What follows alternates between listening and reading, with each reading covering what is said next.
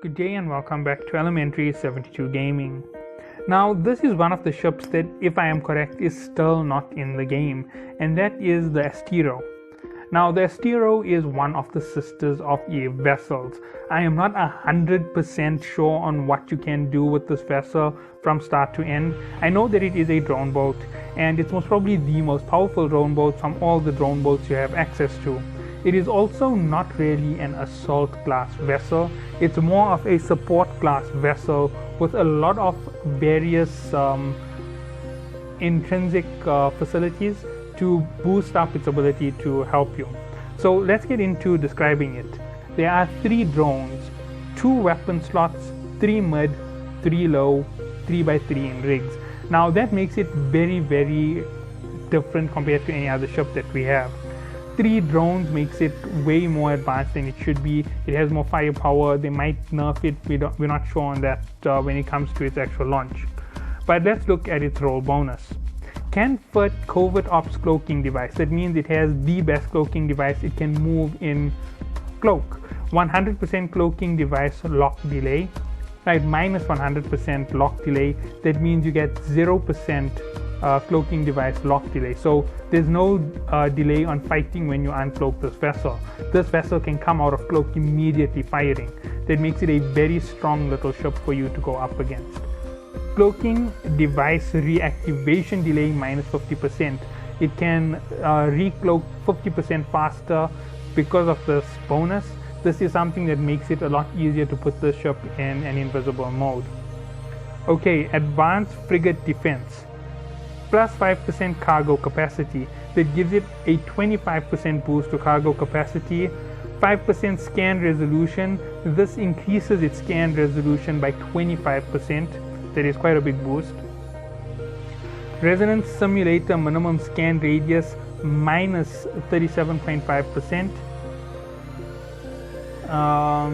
Okay, so I think it gives you more accurate radiuses when it comes to scanning. 37.5% reduction. I didn't know about the scanning bonuses on the vessel. Advanced frigate command will give you plus 30% drone DPS per level. If you count this total, it will give you 150%. That's 1.5 to each of them. That will give it a total of 4.5 vessels worth of 4.5 drones worth of firepower, right? It also increases the EHP by the same amount, so 4.5 by 4.5. So it basically has 4.5 drones. So that's its effective skill when it comes to advanced frigate command. Plus 4% armor resistance. Now a 20% armor resistance buff makes the ship really tough, and where the ship really shines is the fact that it is good in a supporting role. This ship won't be your main star in any type of major assault. Remember, it can instantly cloak and it doesn't have that lock delay. So if anybody is trying to lock onto the ship, you cloak it so that the cloak is off and you can move away to another section in terms of your dead space or something like that.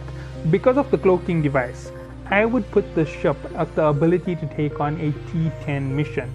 Now, yes, I know that isn't the most effective place to place the ship. It is a very powerful vessel, but it isn't of that class when it comes to fire. Obviously, you can augment your drones so that they fight a little bit harder and a little bit further, but it does have that potential. It can be a T10 fighter. Be very careful about it. If you try to push it to T10, you will have problems. Now, the reason why I'm actually saying this is it might be possible to actually fit it with higher level drones than small drones. We can only find that out when the ship is launched. I'm not 100% sure on that. I think that someone told me you can fit medium drones onto this vessel, but it most likely will only fit small drones. That is the most likely way that it will work. I don't see anything limiting it here, so that's why I'm not 100% sure on that particular piece of information. Okay, we already know that it has a 20% armor buff. So if we're going to use this ship effectively, we have to build it to make use of that of its intrinsic bonuses. So it will take advantage of cloaking. Cloaking gives you an advantage when it comes to herding enemies. You can always pull enemies to one zone, warp to another zone, decloak and fight one enemy one-on-one. It makes it quite easy to take out dangerous elites. It is going to be very useful for that particular reason, and I'm obviously going to go with missiles for my weapon of choice on this vessel. Now let's look at the stats. 4,247 overall defense. Not really all that high. It makes it in the same class as cruisers, just like any one of these ships, but with its ability to go invisible, it really does make it very dangerous. It also makes it good for hauling, by the way, if you're using it to pick up your loot from wrecking. Flight velocity 330 meters per second. It is extremely slow, right? 330 puts it in the same class as cruisers. It is absolutely ineffective on trying to tackle. So do not try to use the ship as a tackle. It is definitely going to fail in that regard. Warp speed of 5 AU per second, standard. 71 megawatt output power grid. Obviously that tells you you're going to go with missiles to try and augment it. Capacitor 647 gigajoules, 420 cubic meter cargo capacity, plus the addition from its bonus. Its bonus was how much cargo capacity? I'm trying to find that. 20%. No, sorry, 25%. So there we go. We add in another 105. That takes you up to 525 cargo capacity. Not super huge, but it is effective. Remember, these are smaller ships. They have faster warp speeds, and the ship can stay invisible. That means you can use it to run through blockades if you know how to position your ship correctly.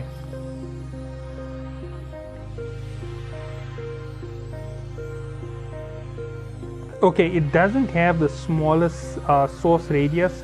154 meters means it is going to be scanned quite quickly. A lock on the ship will be faster than a cruiser. It will be faster than some of the other regular frigates, so be very careful about that. You aren't subject to those extremely long lock times. So if you are going to use it to kite enemies, remember they will be able to lock on you. So when they lock on you, you are going to lose your ability to cloak. Remember, you can use it more for getting away quickly. Use a warp point to get far back and then go invisible, jump to another side, and then you can do everything as you want. Okay, so let's get into fitting the ship. This is going to be a little bit different from any other frigate that we've ever tried to build. So as I said, we're going for the most cost-effective weapon, and we're going for missiles. We're going to go for standard small missiles. We're not going to go for torpedoes. B class, because these are the extreme class vessels. 8 megawatts per weapon. 2 of them make 16. 16 out of 71, plus there's the addition to it when it comes to whatever we're going to add in bonuses that takes it up to about 110. It's not even going to hurt you. Just count it from the 71. So we'll take it off and we're left with just around 50. This ship will not be overloaded.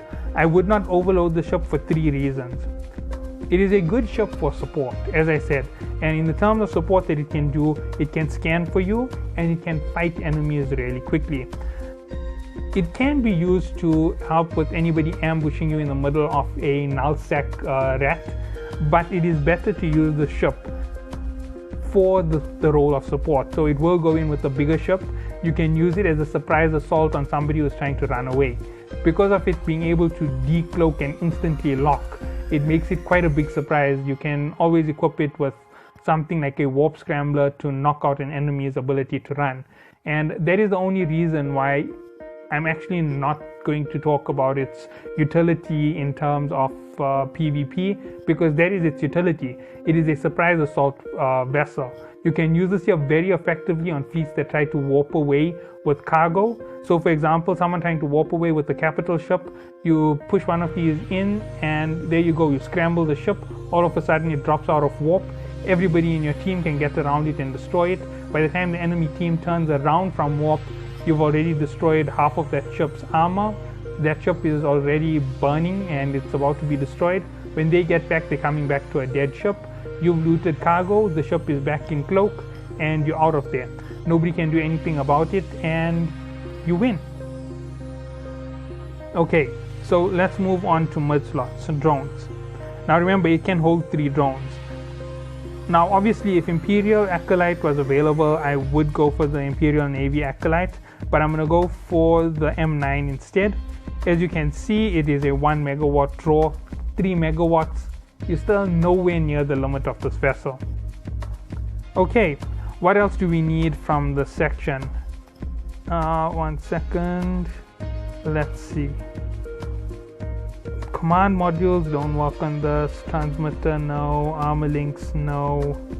Neutralizer, no. Nosferatu might work with this vessel, but not really the most important. You could use it in a tanking mode if you decide to use the Nosferatu. You'd go with double smalls and a Weber Fire. I'm not even going to go to the Weber Fire. 9 plus 9 is 18, plus 1 is 19. 19 plus the total from everything else that's on the ship. It gives us a total of 40 megawatts out of the 31. 31 megawatts left for the remainder of the ship in the low slots. Let's go straight for it. This is going to go straight into armor. I will give it a small armor repairer. That's going to skyrocket its ability to defend itself straight through the top with the B class. 13 megawatts. That leaves us with 27 megawatts for the last two. A single armor hardener to make that defense almost impregnable.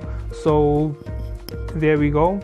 Armor hardener, and the last thing on this, it's not going to take any boost to speed. It's going to go into invisibility. Cloaking device. Covert ops. There we go, 1 megawatt. As you can see, we haven't even touched the limit of this power grid. If we wanted to, we could augment this power grid quite a bit, even though there's only 27 megawatts remaining. Remember, we could always augment it with triple rigs in the form of power grid, and we'll pull it up to the same level as something like the Crow, and we can obviously put in something bigger, like a medium armor wrap. Remember, this thing is nothing in comparison to how much of power that we actually have on it.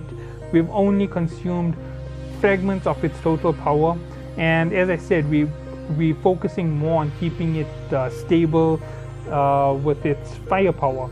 It got the advantage of missiles, so it has that delay firepower. It has drones, so it doesn't have to keep in range non-stop. It just has to keep within the control range of its drones. So a 20 to 30k radius on most enemies. It's not the fastest ship, so you can always make it go invisible. I don't know if that will pull in the drones. If it does pull in the drones, then it's a waste of time. But nonetheless, it's for that particular usage. Using it in straight up combat to do ratting, I would say cut yourself off at T7. This ship is definitely not the combat beast for taking on missions. It might be able to take on missions if you augment it correctly with your low slots. And as I'm about to say, standard on these low slots is going to be power grid and capacitor usage need. If you're going to pull up 3 power grid slots, you might as well increase that armor wrap size on this vessel. You might want to take off the hardener and put a afterburner in its place. Not really going to affect you too badly. It's just a few megawatts difference in terms of power. You still can use a large, a medium wrap on the vessel. It's not going to knock you out, but you want to keep it in the armor. It's one of the only ships in this class that I would. In terms of firepower, drone optimal range, you want to increase it as much as possible, because if you are outside of the range of your small counterpart vessels that can damage you, you can get rid of them quickly, and then you can orbit big ships very, very close where they can't hit you properly with their weapons. And that is the advantage of this vessel when it comes to taking on missions. Obviously, there are some setbacks.